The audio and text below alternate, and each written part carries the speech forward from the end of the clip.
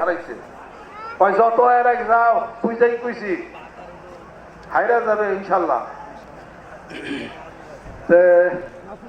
আমি আবার কিছু পোলাবানের কাছে কিছু বলছি, ওই সব জায়গায় পীরগিরি খাটে না, এটা কিলা কিলি এখানে পীরগিরি না।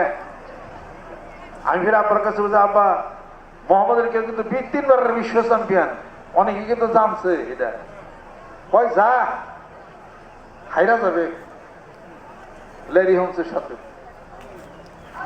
আমি তো চিন্তায় টেনশনে আমি খুব ঘাম হইতেতাম আসলে। তো টিভিতে তখন খেলা শুরু হয়ে গেল, সারা ওয়ার্ল্ডে দেখতেছে।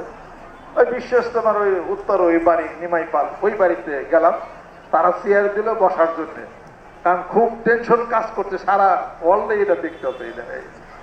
এটা একটা চ্যালেঞ্জের খেলা আসলো।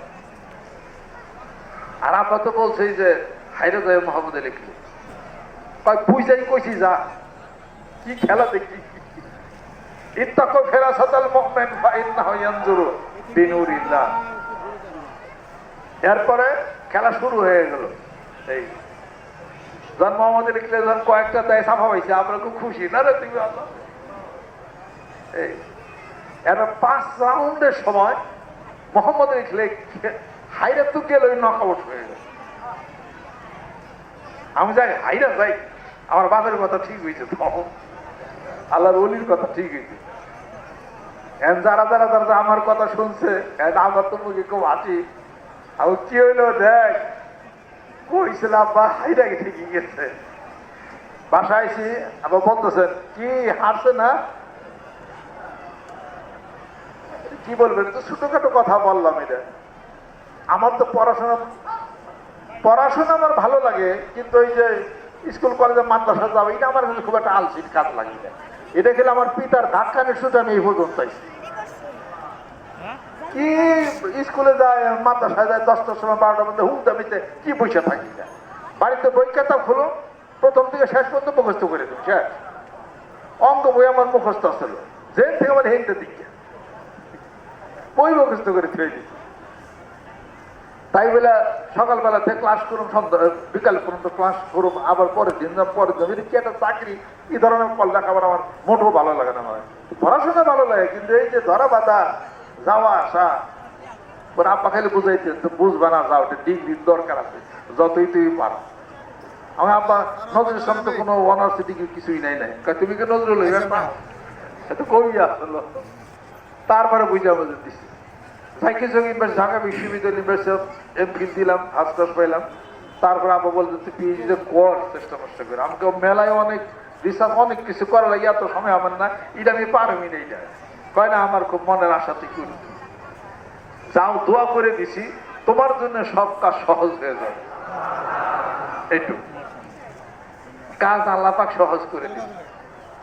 আমার সহযোগিতা যারা ছিল এখনো আছে, মোবারক সহকারে, তারপরে ওই যে রেজাউল সহকারে, আরো সবাই বই কেনা আনা জোগাড় করে, আমি মদিনা শক্তিকা আলফিকুল ইসলামী আলা আরবাইল আদিল্লা এটা আবার নিয়ে আসছি, বিভিন্ন সংগ্রহ করছি।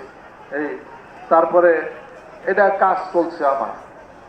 তারপরে দেখা গেল কি 2টা সেমিনার দিতে হবে, নিয়ম করলো ইউনিভার্সিটিতে 2টা সেমিনার দিতে হবে। আমি যখন একটা সেমিনার হয়ে গেছে দ্বিতীয় সেমিনার আগে স্যারের হলো ক্যান্সার, উনি ল্যাবে। এখন আমার তো সবকিছু উল্টাপাল্টা হয়ে গেল। স্যার যদি চলে যায় সেটা আমার পিএইচডি জন্মের মতো তো এটা পয়সা যাবে এটা।